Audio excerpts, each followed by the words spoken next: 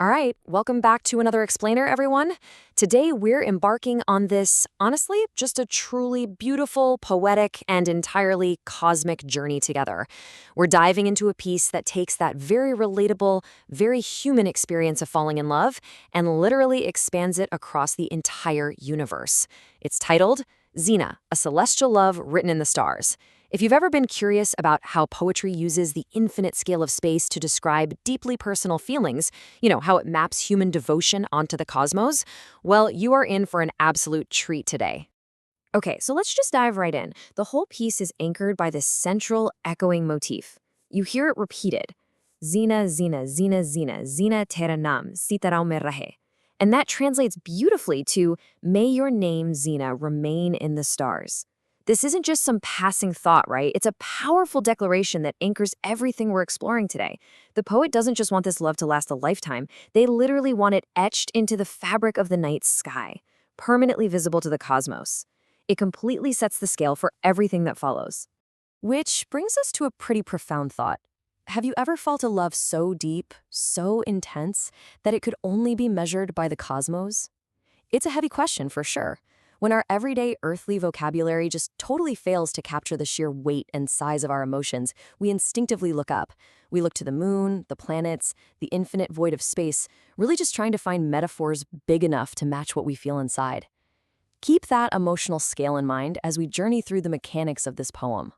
But hey, before we launch into orbit, we've got to start right here on the ground, the initial earthly spark. And this brilliantly illustrates how that infatuation builds in three very distinct steps. Step one is the physical connection, the gaze, pyar kiya nazron se kiya, basically love at first sight through the eyes. Step two moves from the visual to the auditory, focusing on her words, baatein teri sunkar, meaning listening to her speak. And finally, step three is the transformation of those sensory experiences into actual art. The poet writes songs, geet likha, and weaves her into stories, kahanio milikha. Because of this three-step process, the poet confesses their nights have become vibrant and colorful. It's this beautiful, completely logical progression from just looking to deeply listening to passionately creating. And, this active creation of art inevitably deepens the bond. It brings us to the real magic of her words. The imagery here is absolutely exquisite. We hear, Zina Zina, Zina Zina, Zina Zina, tere lafzon mein hai jadoo, Zina Zina, Zina Zina, Zina Zina, tere palko mein hai mera ruh. That translates to, there's magic in your words, my soul resides in your eyelashes. I mean, wow. This is incredibly striking imagery. The poet is stating that the core essence of who they are, their literal soul, feels entirely intertwined with Zena's delicate physical features, specifically her eyelashes. And her spoken words aren't just sounds. They carry an undeniable, literal magic. It's a complete and beautiful surrender.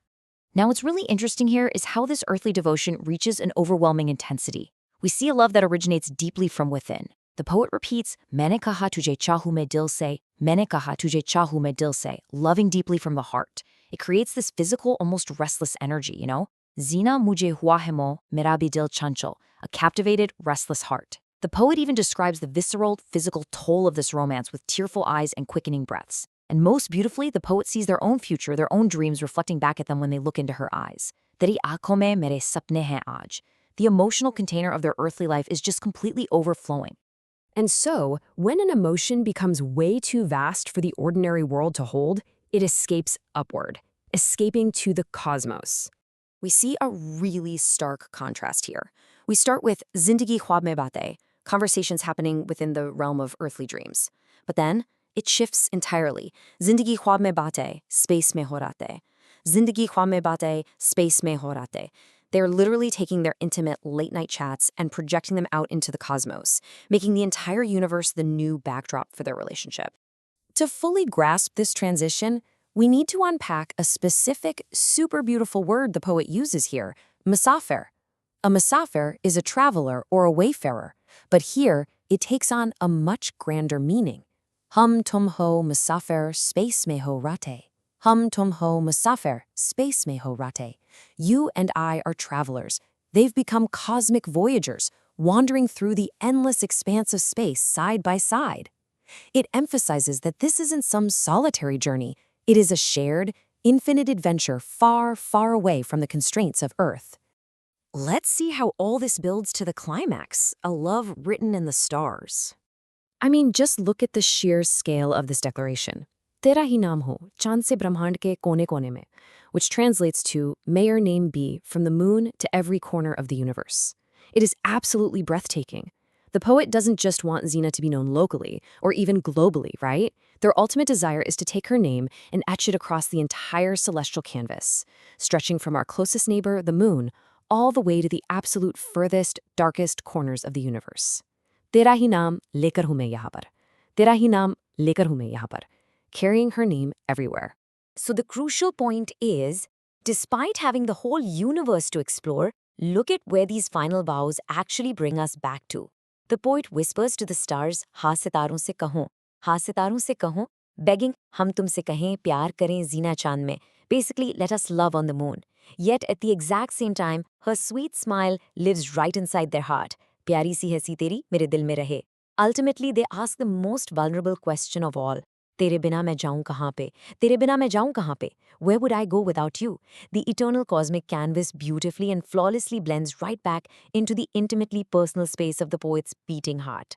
Which brings us right back to our central driving motif. Zena Taranam Sitara Merahe. May your name, Zena, remain in the stars. By the time we hear this phrase again at the end of the poem, it carries so much more weight, doesn't it?